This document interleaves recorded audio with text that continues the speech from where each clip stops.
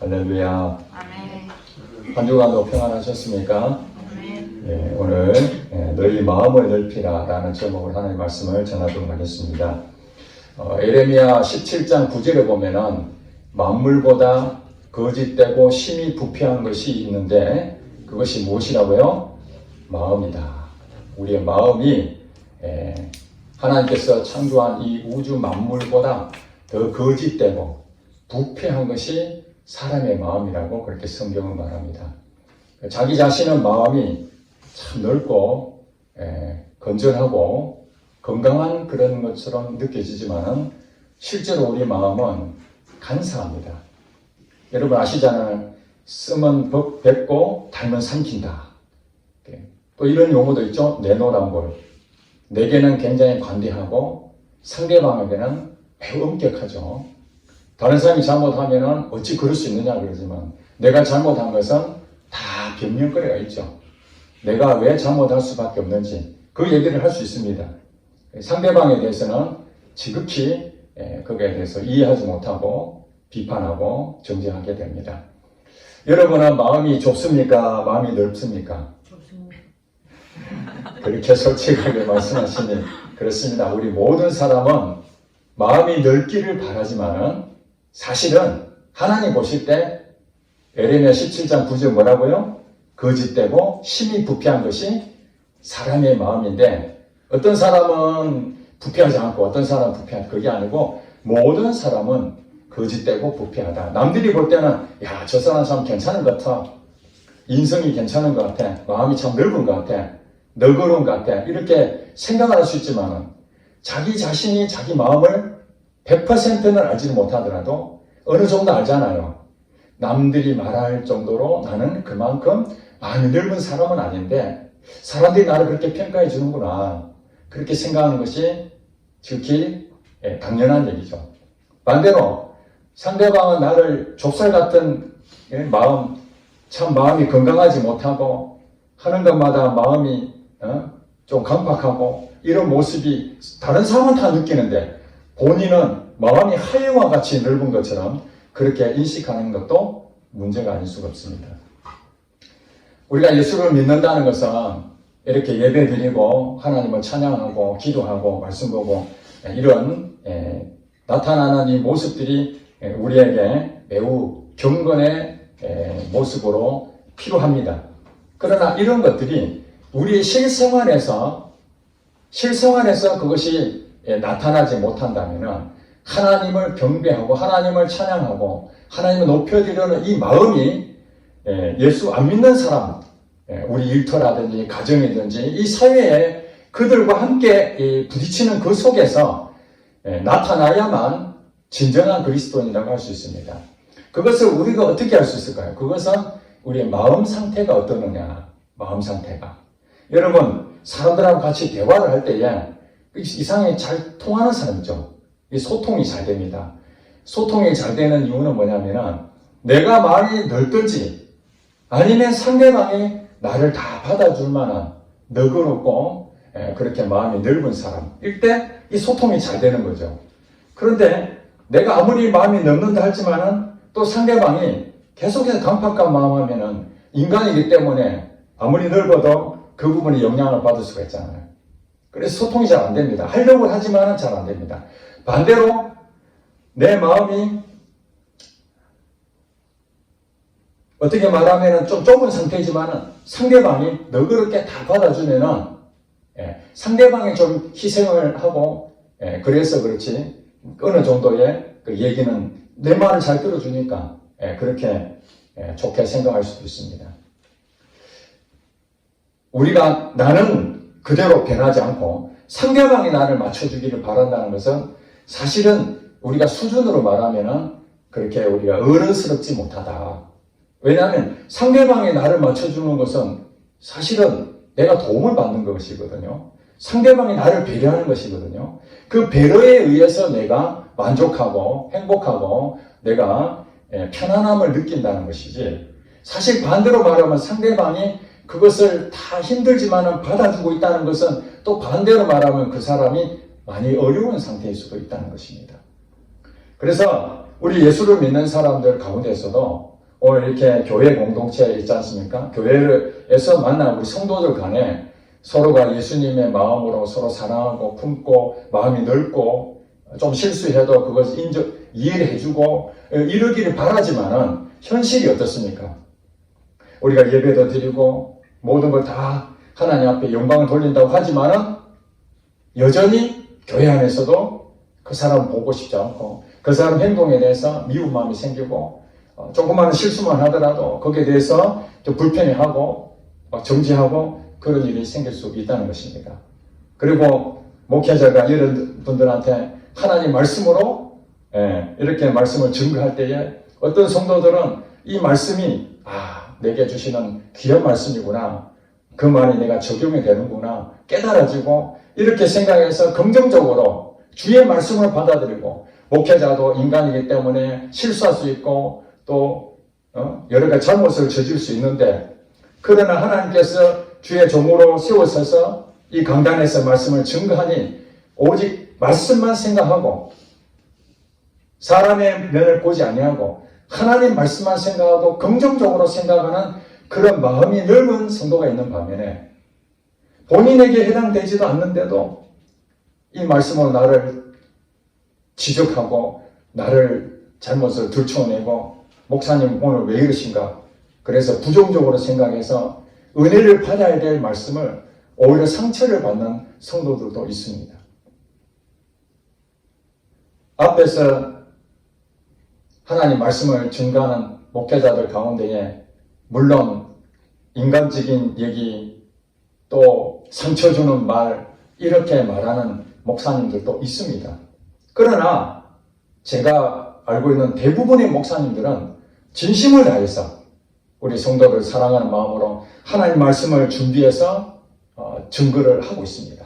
그렇다면 우리 성도들이 비록 인간적인 부분을 있는 목회자 할지라도 그걸 다 배제하고 사람이기 때문에 인간의 눈으로 보이니까 불편할 수도 있겠지만 그걸 다 배제하고 오직 하나님이 내게 주신 말씀이다. 이렇게 받아들이면은 이것이 마음의 지경이 그 사람이 우리가 100%는 아니지만은 그만큼 마음의 지경이 넓혀 있다는 사실입니다. 이 사실을 제가 말씀드리고자 하는 부분에서 오늘 여러분 읽었죠. 고린도후서 한 주간 동안 묵상하는 그 부분이 고린도후서 6장부터 13장까지 여러분 다 읽어보라고 말씀드렸습니다. 제가 말씀 묵상 가운데 어떤 내용을 전해야 될까 했는데 그 많은 내용 중에서 오늘 6장 11절부터 13절 말씀을 본문으로 선택했습니다. 자, 사도 바울이 고린도 교회에게 편지를 했는데 첫 번째 편지한 내용이 고린도 전서고 그 다음에 그 이후에 두 번째 편지를 보낸 게 고린도 후서입니다. 고린도의 지역에 있는 교회가 고린도 교회인데 그 교회는 이방 교회입니다. 예루살렘 이스라엘 교회가 아니라 이방 교회였습니다. 그래서 거기 있던 사람들이 성령의 은혜를 받고 예수를 믿게 되고 그리고 많은 은사도 나타나고 참 복받은 그런 교회로 성장했습니다. 그런데 문제가 뭐냐면은 영적인 은사들은 많이 나타났지만은 마음이 좁아서 사람들하고 관계가 파벌을 만들고 있고 지금 다른 얘기 아닙니다. 교회 안에서 지금 그런 일이 생기는 겁니다. 나는 바울파다, 나는 게바파다, 나는 그리스도파다 이러면서 파벌을 가지고 있는 것입니다. 여러분 우리 교회 안에 전라도파, 경상도파, 충청도파 이러면 되겠습니까? 예수 믿는 사람들은 우리가 다 한 가족이고 한 마음으로 한 뜻으로 예배를 드리는데 전라도 사람들 모여라, 경상도 사람 모여라 이렇게 하면 서로가 파벌이 생기는 거잖아요.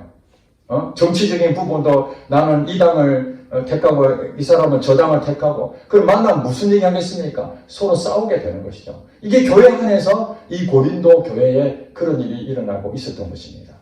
그리고 나보다 좀 못하는 사람한테는 계속해서 공격하고 비난하고 그리고 어떤 문제가 생기면 여러분 서로 이렇게 중재하고 서로가 잘못을 인정하고 용서해주고 그래야 되는데 사회에다 고발하는 거예요. 고소하는 겁니다. 장로님이 그럴 수 있습니까? 하고 사회에 가서 고발해버리는 거예요. 교회 안에서 해결할 수 있는 문제를 막 사회에 가서 고발하니까 예수 안 믿는 판사들이 보고 이게 무슨 일인가? 교회는 왜 이렇게 맨날 싸우나? 성경에 보면은 예수님 사랑으로 서로 하나가 되고 화목하고 희생하고 이러라고 알고 있는데 어떻게 교회 다니는 사람들이 서로 고소하고 싸우고 난장판 되고 이런 일들이 막 벌어지는 그런 것들이 이 고린도 교회에 있었다는 것입니다. 어린아이 수준이죠. 마음의 문제, 마음에. 그래서 이 사도 바울이 이 뭐라고 얘기하면 11절에 고린도인들이여, 지금 성도들한테 얘기하는 겁니다. 예수 믿는 사람들한테 고린도인들이여 너희를 향하여 우리의 입이 열리고 우리의 마음이 넓어졌으니, 이 말이 무슨 말입니까? 너희를 향하여 우리의 입이 열린다는 것은 그 사도 바울이 예수님의 사랑, 예수님의 부활하신 것, 하나님의 본성은 사랑이시다. 수준을 좀 높여야 된다. 그것을 계속 말씀을 하고 있는데 이 넓은 마음으로, 솔직한 얘기로 지금 고린도의 성도들은 이 어린아이 같은 수준이거든요. 웬만큼 말하고 못 알아들을 정도로 이게 굉장히 편협되어 있고 약해져 있는 이들에게 넓은 마음으로 화가 나죠. 생각해 보세요. 그 아이를 잘 양육하고 바른 길로 했는데 또 사고치고 돌아와서 또 수습해주면은 또 사고치고 그러면은 화가 납니까 안 납니까? 화가 나죠. 그런 상태로 지금 사도 바울은 고린도 성도들한테 너희를 향하여 우리의 입이 열리고 우리의 마음이 넓어지세요. 내가 또 용서한다. 내가 또 너희들의 지금 그런 수준을 내가 참 안타깝지만은 내가 다시 수용하고 다시 또 말한다. 그러면서 12절에 보니까 우리가 너희 안에서 좁아진 것이 아니라 오직 너희 심정에서 좁아진 것이라. 이 말이 무슨 말입니까? 반복해서 너희들한테 이렇게 살면 안 돼. 성도들이요. 예수 안 믿는 사람들과 똑같이 그렇게 살면 안 되지 않느냐. 너희 교회에서는 열심히 예배 드리고 뭐 괜찮은 것처럼 보이지만 교회만 나가면은 거짓말하고 사람들한테 함부로 하고 용서하지 못하고 그렇게 좁쌀 같은 그런 마음으로 행동하는 거 이건 아니지 않느냐라고 여러 번 얘기하니까 그들이 뭐라 그럽니까? 야, 우리한테 자꾸 그런 얘기 하지 마라. 듣고 싶지 않다. 그런 얘기 하는 거면 목사가 설교를 하면서 성도님들 그렇게 살면 안 됩니다. 사회에 나가서 그리스도의 정신으로 좀 품고 인내하고 희생해야 되지 않겠습니까? 왜 자꾸 가서 엉뚱한 얘기하고 거짓된 얘기를 하십니까? 그렇게 하는데 목사님 제발 그런 얘기 하지 마세요. 목사님 그 마음이 좁은 것 같습니다. 그런 뜻으로 이 고린도 성도들이 그렇게 이해를 하고 있는 것입니다. 이 마음이 좁은 것은 사도 바울이 마음이 좁아서 그렇게 자꾸 뭘 하는 것이 아니라 너희들이 마음이 좁으니까 그걸 거부하고 있다. 수용하지 않고 있다. 지금 그 얘기하는 것입니다. 13절에 이렇게 말합니다. 내가 자녀에게 말하다 하노니 보답하는 것으로 너희도 무엇을 넓히라? 마음을 넓히라. 예수를 믿는다면은 마음을 넓혀야 되는 거예요. 자녀에게 말하듯 한다는 말이 무엇입니까? 사도 바울은 아비의 심정으로, 부모의 심정으로 자녀들에게 너 그렇게 살면 안 돼. 너 좀 더 넓은 마음으로 가져. 그 자녀들이 어떻습니까? 마음이 좀 순수하지만은 생각이 좀 짧잖아요. 그래서 양보하면은 더 큰 것을 얻을 수 있는데 지금 당장의 이익이 되니까 양보를 안 하고 서로 싸우잖아요. 형제들 간에 막 싸우고 내 것이다 내 것이다 하고 막 서로 다투고 이게 마음이 좁은 상태거든요. 마음이 너그러우면은 그래 양보해버리잖아요. 그래 너 가져. 내 것이 네 것이고 네 것이 내 것이야. 다 가져. 이러면 싸울 일이 없는데 형제들끼리 왜 싸웁니까? 더 많이 가지려고 하는 욕심 때문에 마음이 좁아서 그런 일들이 생긴다는 것입니다. 그러므로 너희도 마음을 넓히라. 마음을 넓히라. 여러분 마음을 넓히시기 바랍니다. 자, 여러분 처음에는 마음을 넓습니까? 좁습니까? 여러분 좁다고 이렇게 했잖아요. 우리는 마음을 넓히고자 하는 마음은 있을 것입니다. 그런데 내 자신을 봐도 이 마음이 좁혀 있는데 어떻게 하면 마음을 넓힐 수 있을까? 고민할 수밖에 없잖아요. 여러분, 어떻게 하면 마음을 넓힐 수 있을까요?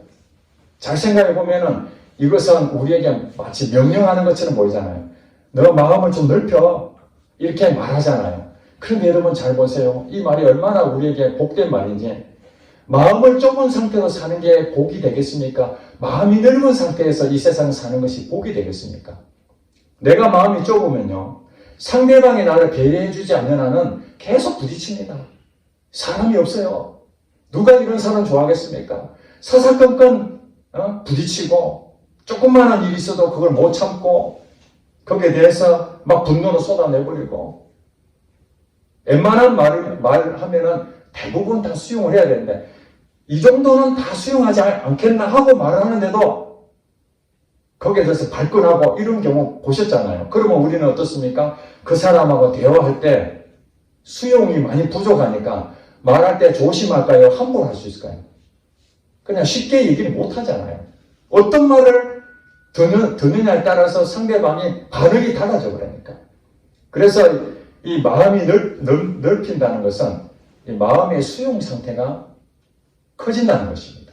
그릇이 커지는 것입니다. 그릇이 작으면은 우리가 아무리 많은 것을 줘더라도 그것을 감당을 못 하잖아요. 그래서 마음을 넓히라는 것은 이 수용의 자세가 커져야 됩니다. 수용의 자세가. 이것은 하나님이 우리에게 원하는 것은 하나님 때문에 우리의 마음을 넓히는 것이 아니라 우리 자신을 위해서 하나님의 마음을 넓히기를 원한다는 것입니다. 내 자신이 마음이 넓어지면 여유가 생깁니다. 너그러워집니다. 그러면은 나보다 더 마음의 상태가 건전하지 못한 사람도 내가 품을 수가 있어요. 내 자신이 지금 조금밖에 없는데 남을 품을 그릇이 안 되잖아요. 내 자신도 지금 하나 못 품는데 어떻게 남의 것을 품을 수 있겠으면 그 말이 쉽지 않잖아요. 어려운 일입니다. 그러면은 남을 품으려고 한다면은 내 자신이 그릇이 커져야 되잖아요. 적어도 품으려고 하는 그 사람보다는 내가 훨씬 더 마음이 넓어져야 수용이 돼 있어야 그 사람이 어떤 말을 하더라도 내가 다 이해하고 받아들일 수가 있는 것이죠. 그렇다면은 이 마음이 넓혀진다는 것은 수용하는 것이고 이 수용하는 것은 어떻게 넓어질 수 있느냐? 사람의 힘으로는 어렵다. 사람의 힘으로는 어렵다는 것을 우리는 항상 염두에 둬야 됩니다. 예수를 믿어도 바로 마음이 넓어진 게 아닙니다. 예수님께서 그렇게 말했습니다. 나는 마음이 온유하고 겸손하니 내게로 와서 배워라. 나는 누굽니까? 예수님입니다. 예수님이 뭐라 하시냐면은 내게로 와서 내 마음을 배워라. 내 마음이 무슨 마음입니까? 온유와 겸손한 마음을 배워라. 온유와 겸손한 마음. 이것이 마음이 넓혀져 있는 마음입니다. 온유하고 겸손한 마음. 이것이 마음이 넓혀져 있는 거예요. 자, 그럼 우리 목표가 세워졌어요. 마음이 넓은 마음은 무엇인가? 예수님 마음인데 그 예수님 마음은 온유하고 겸손한 마음입니다. 이 온유하다는 것을 여러분 딱 벌써 느낌 오잖아요. 부드럽고 너그럽다. 그렇죠? 성품이 너그럽고 부드럽다. 그리고 겸손하다는 말은 자기를 높이고 자기 자랑하고 이것이 아니라 항상 나보다 상대방을 더 높이 생각하는 거죠. 수준은 그 사람보다 훨씬 높을지 모르지만은 그럼에도 불구하고 그 사람에 대해서 존중하는 마음, 비난하지 아니하고 그런 마음을 가지면은 상대방이 뭔가 실수를 한다고 해서 내가 바로 총알 날릴 수 있겠습니까? 그 사람 바로 비난할 수 있겠습니까? 그러지 못하죠. 교만한 자들이 그렇게 할 수가 있는 거죠. 자기 자신의 이 덜보는 보이지 않고 남의 티만 보고 막 그냥 지적하잖아요. 여러분 본인은 모르죠. 옆에서 이렇게 보면요. 자기도 엄청 잘못하면서 자기보다 그래도 조금 나은데도 그거 하나 지적하고 있습니다. 자기도 그거 감당 못하면서 상대방이 조금 실수했다고 그것 막 그냥 공격하고 있습니다. 그런 모습 보면은 참 우스운 일이잖아요. 이런 걸 보고 내노남불이라고 그래요. 내노남불. 그래서 성경에 보면은 나 자신은 마음이 늘 좁은 사람밖에 안 돼. 난 태생적으로 남을 수용할 만한 그릇이 부족한 사람이야. 그러나 예수님의 마음이 내 마음으로 이렇게 우리가 말 대치한다고 그래요. 대치. 내 마음으로는 절대 그럴 수 없는데 예수님이 내 안에 들어오셔서 예수님이 나를 인도하시고 예수님이 나를 그렇게 행동하게끔 만들어 주시면은 거기에 대해서 상대방의 것들을 다 받아줄 수 있는 이런 과정. 이것이 성경이 말하고 있는 것입니다. 그러니까 우리가 오늘부터 마음을 넓히려고 애를 쓰려고 그렇게 하면은 오히려 마음을 넓히는 것보다는 좁은 내 자신을 보게 될 것입니다. 여러분, 내 자신이 마음이 좁다는 것을 계속 경험할 때마다 어떤 마음을 가집니까? 아, 나는 마음이 좁은 사람이구나. 이걸 인식을 해야 됩니다. 여러분, 이걸 인식을 못하면 자기 정체성을 알지 못하는데 어떻게 내가 지금 뭘 잘못했는지, 내가 바꿔야 될 것이 무엇인지 알 수가 있겠습니까? 일단은 자기 자신이 어떤 사람인지를 알아야 됩니다. 스스로 나는 마음이 넓은 사람이야. 이렇게 생각하는 사람이 어떻게 겸손할 수 있겠습니까? 자기는 잘못한 게 하나도 없는데 어떻게 남한테 가서 내가 잘못했다고 사과하겠습니까? 일단은 내가 잘못한 걸 인정을 해야 상대방한테 용서를 구하든지 사과를 하든지 하지 않겠습니까? 먼저 내 자신이 우리 일상에 살면서 예수를 믿는다고 하지만은 여전히 고집이 세고 여전히 마음이 좁쌀같고 여전히 상대방을 계속해서 정죄하고 마음이 그릇이 작은 것을 여러분 경험할 때마다 여러분들이 어떠라는 거예요? 하나님이 너 자신을 알아라. 너 자신이 어떤 상태인지. 아, 내 마음이 지금 좁은 상태구나. 그렇다면 여러분이 확인했잖아요? 확인하면 그 다음 어떻게 해야 돼요? 마음이 넓어진 사람이 되어야 되는데 왜 나는 계속 좁쌀만큼밖에 안 되는 이 마음으로 상대방의 마음을 이렇게 다 받아들이지 못하고 왜 사소한 거 가지고 나는 계속해서 그걸 감당을 못할까? 그런 생각할 때에 누구의 마음을 가져야 된다고요? 예수님의 마음을 가져야 됩니다. 실제로 빌립보서 2장 5절에 그렇게 말하네요. 너희 안에 이 마음을 품으라. 고 그리스도 예수의 마음이니. 그 예수님의 마음을 품는 거예요. 예수님의 마음을 품는다는 건 무엇입니까? 예수님을 묵상하는 겁니다. 예수님 자신은. 예수님이 어떤 분입니까? 여러분 아시잖아요. 십자가 달려 돌아가실 때에 사람들이 조롱합니다. 비난합니다. 채찍을 때립니다. 침도 뱉습니다. 심지어는 뺨도 때립니다. 그때 예수님은 눈 하나 깜짝 안 하고 그걸 다 그대로 받아주잖아요. 여러분 예수님 성깔이 좀 있어서 마음이 좁았으면은 그만 십자가 내려와서 복수 다 해버리지 않겠습니까? 우리 마음에 억울한 일 당하면 복수하고 싶잖아요. 내가 잘못한 것도 아닌데 나를 잘못한 것으로 그렇게 오해하고 나를 비난하고 내가 하지도 않았는데 했다라고 하면은 여러분 뚜껑이 열려요 안 열려요? 일반적이면 다 열리잖아요. 그런데 예수님께서는 그런 어떤 것을 듣더라도 그것을 눈 딱 감고 다 수용하잖아요. 이것이 예수님이 가지고 있는 마음이라는 거예요. 온유하고 겸손한 마음. 온유한 겸손한 마음을 가진 예수님이기 때문에 인간이 어떤 반응이 오더라도 그걸 다 녹여버리는 거예요. 제가 신학교 가면서 하나님의 목회자가 되라는 사인을 주셨는데 신학교 가면서 제가 기도를 했습니다. 하나님 제가 목사가 되어야 되는데 어떤 목사가 되면 좋겠습니까? 기도했더니 하나님께서 용광로에 대한 일이에요. 용광로. 제가 그 포항에서 군대 생활했을 때에 우리 그 부대 바로 앞에가 포항제철이에요. 포항제철. 포항제철에 제가 그 부대에 있으면서 거기에 그 통제하려고 들어간 적도 있는데 그 가면은 엄청난 용광로가 있잖아요. 이 철을 다 녹이는 거잖아요.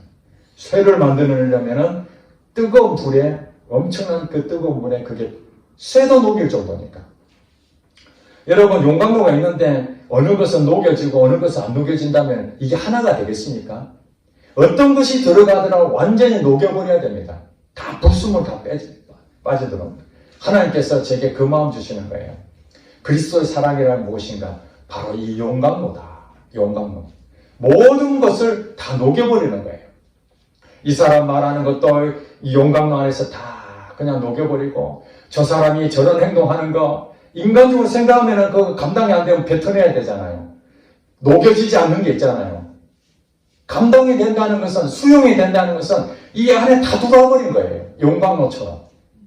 예수님 마음이 그렇다. 용광로 안에 철을 녹이는 것처럼 예수님 마음이 어떤 것도 다 녹여버리는 그 마음이 예수님 마음인데, 그 예수님 마음이 내 안에 들으려면 예수님하고의 관계가 바로 서 있으면 되는 거예요. 우리가 할 일은 다른 것이 아닙니다. 그래서 예수님께서 마태복음 13장에 보면은 밭에 대한 비유를 설명했습니다. 밭. 4가지 밭이 있다 그랬죠? 그 4가지 밭 중에서 열매를 맺는 밭이 있는데 그게 무슨 밭입니까? 옥토밭. 우리가 4가지 밭은 마음을 비유를 하고 있어요. 마음. 4가지 마음이 있는데 우리 마음에 결실하는 열매를 맺는 마음은 옥토 같은 마음을 가진 자가 열매를 맺는다고 예수님 말씀했습니다. 이 옥토가 뭡니까? 우리가 밭을 보면은 돌멩이도 있고 여러 가지 좀 굳어 있고 좀 딱딱한 흙들 있지 않습니까? 그럴 때는 씨가 들어가요? 못 들어가요? 못 들어가죠. 그러면은 농부가 이제 씨 뿌리기 전에 제일 먼저 하는 게 무엇입니까? 밭을 골고루 이렇게 흙을 이렇게 파가지고 부드럽게 만들잖아요. 부드럽게. 씨가 잘 심길 수 있도록, 물이 잘 빠지도록 잘 이렇게 만들어. 이게 옥토밭이거든요. 그러니까 이 마음밭이 무엇이냐면 옥토밭처럼 이렇게 부드럽고, 예수님 마음은 똑같은 거죠. 온유와 겸손한 마음, 부드러운 마음들. 이것이 열매를 맺는다고 말씀합니다. 여러분 인생을 살면서 마음밭이, 옥토같이 이렇게 부드럽고 온유하고 겸손한 마음으로 여러분 이 세상에 돌아다녀 보세요. 여러분 사람 붙지 않을 사람이 없습니다. 여러분을 비난하는 사람들, 그 사람이 문제지.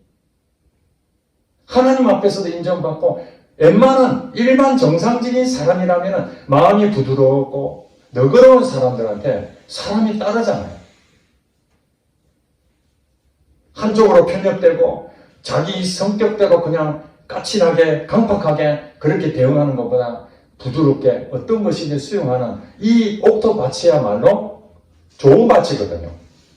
이 옥토밭에 설명하기를 착하고 좋은 마음이다. 이렇게 성경은 말하고 있습니다. 착하고 좋은 마음. 듣는데도 기분이 좋잖아요. 착하고 좋은 마음. 착하고 좋은 마음. 이 사람이 어떤 사람이냐? 하나님 말씀을 듣고 깨닫는 자다. 그렇게 말하고 있습니다. 자, 간단하죠? 착하고 이 좋은 마음을 여러분 갖는 사람이 어떤 사람이냐면은 하나님 말씀을 듣고 깨닫는 자다. 물론 이 깨닫는 자에 포함이 되어 있는 게 뭐냐면은 그걸 깨닫고 순종하는 거죠. 하나님 말씀을 여러분 전했습니다. 목회자의 말씀을 듣고 그렇구나. 내가 좁쌀 같은 마음을 가졌구나. 내 행동이 그렇지 않아도 계속해서 사람들과 관계 부딪히고 그것을 받아주지 못하고 이런 내 모습이 마음이 좁아진 상태였구나. 나는 내가 그것도 모르고 상대방이 왜 이렇게 잘못할까 그렇게 정지하고 했는데 오늘 설교를 들어보니까 그게 아니었네. 상대방의 문제가 아니라 바로 내 자신이 이렇게 좁은 마음이었구나. 그릇이 작았구나. 그걸 여러분들이 만약에 깨달았다고 생각합시다. 깨달았어요. 아, 그렇구나. 그러고 난 다음에 여러분들이 다음에 이제 사람들 만나면 어떻습니까? 그리스도의 마음. 나는 좁쌀 같은 마음이지만 예수님 온유하고 겸손한 그 마음을 품어냈습니다. 예수님 내 안에서 사람들 만날 때마다 넓은 마음으로 대하게 해주세요. 기도할 때마다 넓은 마음으로 대하게 해주세요. 이래서 이제 현장이라는 게 있죠. 현장. 그런 상황이 딱 맞닥뜨려지면은 그때 여러분들이 이제 어떻게 반응하느냐에 따라서 열매를 맺을 수도 있고 열매를 못 맺을 수도 있다는 것입니다. 자, 이제 예를 듭니다. 어떤 여러분 인생을 살면서 어떤 상황에 갑작스럽게 여러분이 대처도 할 수 없을 만큼 갑자기 막 일이 발생이 되는 경우가 있습니다. 그게 좋은 것이 아니라 나쁜 일이 생길 수 있잖아요. 그걸 우리가 엎질러진 물이라고 그러잖아요. 그렇죠? 엎질러진 물. 만약에 엎질러지기 전에 그 물이 있다면은 그것을 미리 예방을 한다든지 또 대비를 하면 되는데 전혀 예상치 못했는 그냥 엎질러졌습니다. 그래서 우리가 말하는 설거지 하는데 이걸 잘 조심해서 닦아야 되는데 그게 바닥에 떨어져서 유리 파편이 깨져가지고 우리 가족들이 있는데 일부가 다리를 삐었다고 생각합시다. 엎질러진 물이잖아요. 그러면 우리는 여기서 어떻게 반응하느냐? 자, 마음이 좁은 사람과 마음이 넓은 사람의 대응이 다릅니다. 마음이 좁은 사람들은 그거 조심하라 그러니까 이 설거지 하다가 이 유리가 깨져서 내가 지금 다리를 발을 밟아가지고 피가 나서 분노하고 막 가족에게 그 설거지에 대해서 유리를 깨뜨린 그 사람에게 막 심하게 나무랬다고 합시다. 그러면은 그렇잖아도 이 접시 깨진 것 때문에 미안해가지고 그러는데 거기서 분노하고 막 그렇게 하면은 무슨 말 하겠습니까? 할 말이 없잖아요. 이것이 바로 엎질러진 물 아닙니까? 그렇다면은 내가 그것을 다스리지 못해서 분노하는 것 때문에 나는 거기에 대해 해소됐을지 모르지만은 설거지를 주의 깊게 하려고 했다 할지라도 사람이 실수할 수 있는데 그 실수에 대해서 이 문제를 상대방한테 모욕을 당하는 그 마음이 어떻겠습니까? 불편하겠죠. 그러면은 그 일로 인해 가지고 오늘 하루 종일 기분이 좋겠으면 나쁘겠습니까? 나쁘죠, 거기에 대해서. 그러면 이 일로 인해서 친구가 전화 와가지고 오늘 잘 지내냐? 밥 먹자는데 좋은 말이 나오겠습니까? 짜증이 나오겠습니까? 짜증이 막 나오죠. 그러면 친구가 갑자기 야, 왜 그래? 너 평소에 다르네. 앞으로 전화하지 마. 그러면 그 친구가 그 말 듣고 그 다음부터 관계도 끊어지게 되고 극단적인 예일지 모르지만은 이 단순한 엎질러진 물 하나를 내가 어떻게 반응하느냐에 따라서 오히려 일이 더 커져서 내게 마이너스, 손해보는 일이 생깁니다.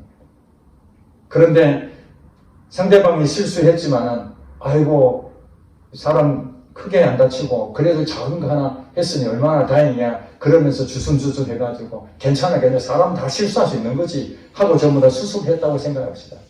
그러면 그 유리를 깨뜨렸던 사람은 하루 종일 기분이 나쁠 수 있었는데 그것을 잘 수습해서 아무 문제 없이 하니까 마음이 얼마나 그래도 야 내가 실수한 것을 그래도 이렇게 이해해주고 받아주는가 고맙구나. 그래 친구가 전화 왔습니다. 야 오늘 밥 먹자. 그래 오늘 내 카톡 속해. 왜 기분이 너무 좋으니까 그 친구가 얻어먹고 좋은 친구 관계가 더 좋아졌다고 생각합시다. 우리가 마음이 넓어서 그것을 수용했을 때에 나타나는 현상들은 그게 복으로 전부 다 자기한테 다 오는 것이죠. 반대로 자기가 그것을 잘못함으로써 반응을 잘못함으로써 수용하지 않았을 때에 그 결과도 다 자기에게 잘못된 것으로 돌아온다는 것입니다. 그리고 제가 중요한 것을 하나 깨달은 것이 있는데 저도 거기에 해당이 되는 얘기입니다. 자, 우리가 약속을 많이 하잖아요. 우리 현장에 지금 얘기하는 겁니다. 약속을 많이 해요. 자, 여행을 가기로 했습니다. 자주 가는 것이 아니라 진짜 몇 년 만에 한번 친구랑 같이 여행 날짜를 잡았는데 준비도 다 하고 이제 날짜가 됐으니까 다른 어떤 부분도 스케줄 다 취소하고 그 날짜에 정해진 날짜에 갈 거라고 준비해놨는데 하루 전날 친구한테 전화가 온 겁니다. 야, 내가 지금 갑자기 일이 생겨가지고 여행을 못 가게 됐어. 어떡해? 미안해. 이런 전화를 받았다고 합시다. 여러분은 어떻게 생각하십니까? 화가 납니까? 안 납니까? 지금 내가 이 여행 때문에 내가 가고자 하는 거, 내가 다른 것들 다 스케줄을 다 조정해가지고 이거 하나 생각하고 있는데 그러면 좀 미리 얘기해 주든지 그럼 내가 이 스케줄 대에 다른 데를 잡든지 하는데 하루 전날 전화 와가지고 취소해버렸으니 황당한 얘기죠. 분노가 막 일어납니다. 일반적인 상황은 이렇습니다. 자, 그렇다면 반대로 한번 생각해 보겠습니다. 여행 준비한다고 친구도 열심히 준비하고 나도 여행 준비하다고 열심히 했습니다. 그랬는데 회사에서 갑자기 일이 생긴 겁니다. 갑자기 일이 생겨가지고 밤새면서 작업을 해야 됩니다. 평상시에는 그런 게 아닌데 회사에 긴급한 상황이 생겼어. 그래서 회사에 가가지고 긴급하게 그것을 일을 처리하고 그랬는데 그 여행 스케줄까지 못 끝나는 거예요. 이걸 친구한테 얘기하자니 그 친구한테 참 쓴소리를 들어야 될 상황이고 이걸 계속 강행하자니 회사에도 그냥 팽개치고 가야 되고 이런 상황에서 야 이거 어떻게 말해야 되나 회사 일을 소개할 수도 없고 친구한테 말하자니 참 미안해 죽겠는데 그랬는데 그날 저녁에 친구한테 전화가 왔어요. 뭐라고 전화 왔습니까? 야 내가 사정이 생겨서 내일 여행 가는 건 좀 힘들 것 같아. 그럼 여러분 꼭지 돌고 화가 나겠습니까? 아니면 야 내가 그렇지 않아도 이거 무슨 말 해야 되나 이 회사 일을 마무리 다 해야 되는데 여행 갈 수도 없는 상황인데 친구한테 전화하자니 친구가 얼마나 속상해할 것인가 그렇게 생각하고 전화도 못하고 일이 있는데 친구가 전화 와가지고 야 내가 사정이 생겨서 여행을 못 가겠다면은 여러분 할렐루야 하지 않겠습니까? 내가 그렇지 않아도 하려고 했는데 전화하면 반가운 전화죠 그런 경우는. 자 여러분 이 상황을 다 배제하고 약속 날짜에 취소한 것은 동일한 건데 거기에 따라서 내 마음이 뚜껑이 열릴 수도 있고 너무너무 좋은 그런 부분으로 할 수 있다는 것입니다. 자 그렇다면은 상황에 따라서 우리 마음이 바뀐다 안 바뀐다? 바뀐다는 겁니다. 내 사정을 생각한다면은 상대방도 똑같은 상황을 우리가 다 가질 수 있다는 거예요. 내가 문제가 될 수도 있고 상대방이 문제가 될 수도 있는 것입니다. 그러니까 내가 어떤 상황에 대해서 아무 문제 없을 때는 상대방이 문제되면은 막 그냥 불편하고 짜증이 나고 그렇지만은 내가 문제가 됐을 때는 상대방이 이해해 주니까 얼마나 좋습니까? 여러분 그런 얘기 들었잖아요. 저만 그런 게 아니라 여러분들도 다 알 겁니다.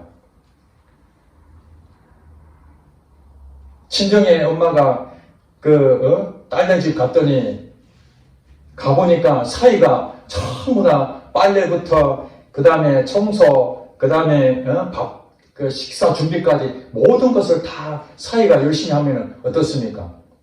친정 엄마 입장에서 야 우리 딸 시집 잘 갔네.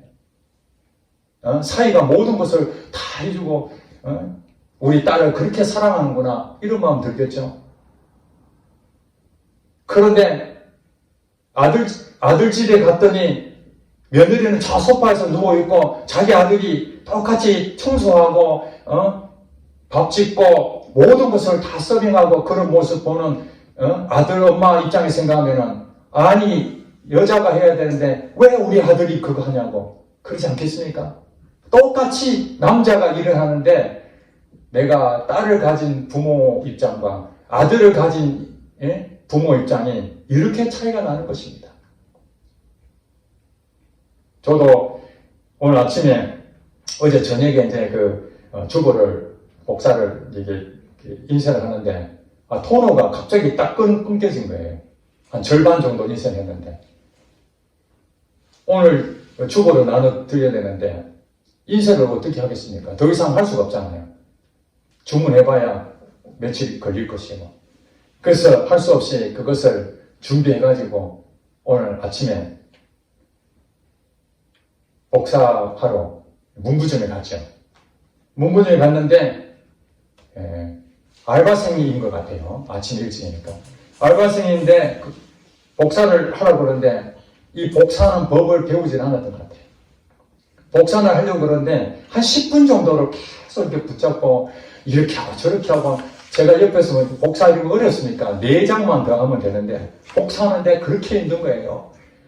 그래가 겨우 복사했다고 주는데 앞뒤가 바뀐 거예요, 여러분.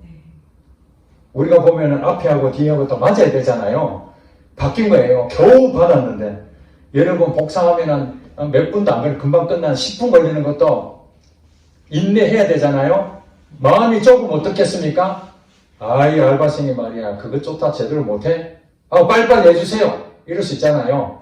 근데 오늘 설교 제목이 뭡니까? 너희 마음을 넓히라. 그런 마음을 이미 내가 알고 있으니까 그래 이 상황이 이제 현장에 왔으니까 마음을 넓히는 방법이 무엇인가? 엎지러지 물이든지 아니면 어떤 방법이든지 다 그 생각을 수용해야 될 마음을 다 가지고 그렇지 않아도 아침에 그렇게 오니까 하나님이 이거 내보고 숙제로 한번 테스트 해봐라 하는 거구나. 그랬는데 복사를 했는데 앞뒤 부분이 틀린 것을 가지고 내한테 주는데 뭐라냐면은 우리 복사기는 이것이 정상이라는 거예요. 근데 깜짝 놀랐죠. 복사를 하면 당연히 정상적으로 복사하는 것이 마치 이 복사기가 엄청 비싼 거잖아요. 문구점에 있는 복사기 얼마나 멋진 겁니까? 엄청난 것이 순식간에 뽑아내는 그런 건데 앞뒤로 바뀌어서 내는 것이 이게 정상적이라는 거예요. 그래서 아가씨 다시 한 번만 정상적인 거 아닌 것 같아 다시 해달라고 또 5분을 또 이렇게 한참 해가지고 겨우 내놨는데 복사해 주셔서 고맙다 그랬어요. 그 아가씨가 얼마나 미안해하는 그 표정을 제가 보면서 제가 만약에 그 자리에서 똑같이 반응할 수 있잖아요. 아가씨 말이지 복사도 제대로 못하고 어떻게 일을 그렇게 하면 되겠냐고 그럴 수도 있는데 괜찮다고 이렇게 그래 복사해서 고맙다고 그러니까 얼마나 무안했더니 감사합니다 감사합니다 이러고 왔어요. 그렇습니다. 우리 마음이 한꺼번에 넓어질 수는 없어요. 우리는 원래 여전히 좁은 마음입니다. 여러분이 봤을 때 제가 하늘같이 넓은 마음이겠습니까? 아닙니다. 저도 어떤 부분에서는 그것을 그릇이 있어서 다 수용할 때도 있지만 어떤 때는 감당이 안 되는 부분도 있거든요. 그럴 때는 저도 모르게 막 짜증이 나고 그러면 되겠느냐 하고 이럴 수 있겠죠. 그래서 하나님께서는 우리의 지경을 조금씩 넓혀가라는 거예요. 어떻게? 천천히 하나씩 오늘만 생각하고 그러니까 우리가 오늘 배웠던 것들을 언제 써먹느냐? 우리 현장에서 써먹는, 여러분 일터에서 써먹고, 여러분 가정에서 써먹고, 우리의 사회생활에서 이것을 써먹는다는 것입니다. 자, 이제 정리합니다. 마음을 넓힐 수 있는 방법은 우리 힘으로는 안 되니 예수 그리스도의 마음이 우리 마음을 주장해야 된다. 내 마음이 나타나는 것보다 예수님 마음이 나를 통해서 나타나야 된다. 예수님 마음이 나타나야 될 것은 다른 게 아니고 예수님 마음이 내 안에 있어야 되는데 그것이 바로 너그러운 마음, 부드러운 마음이다. 여러분 아시죠? 너그러운 마음, 부드러운 마음이 나타나면은 이게 예수님 마음이구나. 그것을 여러분 느끼면 됩니다. 반대로 강팍한 마음, 까칠한 그런 마음, 이해심이 없는 마음, 자꾸 남을 지적하는 마음 이런 부분들이 생기면 이것은 예수님 마음이 아니고 이게 내 마음이구나. 그걸 여러분들이 판단하시면 됩니다. 그러면 어떻게 해요? 그 다음부터 기도하시면 됩니다. 구하라 그러면 주신다 그래서 하나님 제 마음이 좁습니다. 이런 부분에서 아직도 마음이 좁은 마음으로 대처를 하고 있습니다. 하나님 내 마음 제하시고 굳은 마음 제하시고 예수님 마음이 부어지게 해주세요. 예수님 마음으로 살게 해주세요. 그렇게 생각하고 여러분들이 성경을 보거나 기도를 하거나 또 이런 어떤 환경에서 깨달아지면은 그 깨닫는 것을 어떻게 하라고요? 실천하는 거예요. 그러면 실천하면은 열매가 반드시 있습니다. 근데 그것을 실천하지 못하면은 그러면 다시 제자리로 가는 겁니다. 그리고 우리는 뭡니까? 계속 현장에서 계속 하나씩 실천해 보는 겁니다. 그러면 결국 그것이 여러분 것이 되는 것입니다. 여러분 마음이 수용하는 것들이 넓으면 넓어질수록 커지면 커질수록 다 여러분의 열매로 돌아오는 것입니다. 오늘 고린도인 성도들이지만 마음이 좁아서 사도 바울도 정말 대단한 사도 바울인데 사도 바울을 비난합니다. 너 말도 제대로 못하지 않느냐. 너 글은 잘 쓰지만은 너 말은 제대로 못해. 그렇게 자꾸 비난합니다. 그건 뭡니까? 내 마음 상태가 좁다는 것을 증명하고 있는 것입니다. 저도 부족한 자로서 점점 마음이 넓혀지기를 매일 기도하고 있는 것처럼 여러분들도 계속해서 주여 내 마음이 좁은 상태입니다. 계속해서 넓어져서 주님의 마음으로 이 세상을 살아가게 하셔서 그래서 여러분들이 넓은 마음으로 사람들을 부드럽고 수용하는 그런 모습들 보일 때 그 노력으로 하는 것이 아니에요. 그런 상황이 올 때 여러분 뭘 생각해요? 예수님 마음을 생각해요. 마음을 넓혀야지. 그렇지. 마음을 넓히는 자가 돼야 되는 것이지. 그것이 바로 내게 복이지. 그러면서 여러분들이 수용하는 쪽으로 해야 돼요. 부정적으로 보지 말고 긍정적으로 여러분들이 그것을 자꾸 하다 보면은 여러분들도 모르게 여러분 마음이 넓어져 있고, 야, 너 옛날에 그런 애가 아니었잖아. 너 옛날에는 이런 정도밖에 안 됐는데 너 수준이 많이 높아졌네. 너 마음이 굉장히 넓어졌다. 이런 얘기 듣는다는 것은 이제 주님의 마음으로 조금씩 여러분이 살아가지고 있다는 것입니다. 이걸 통해서 예수 안 믿는 사람들도 하나님 영광이 되고 우리들에게도 복이 될 줄로 믿습니다. 기도하겠습니다.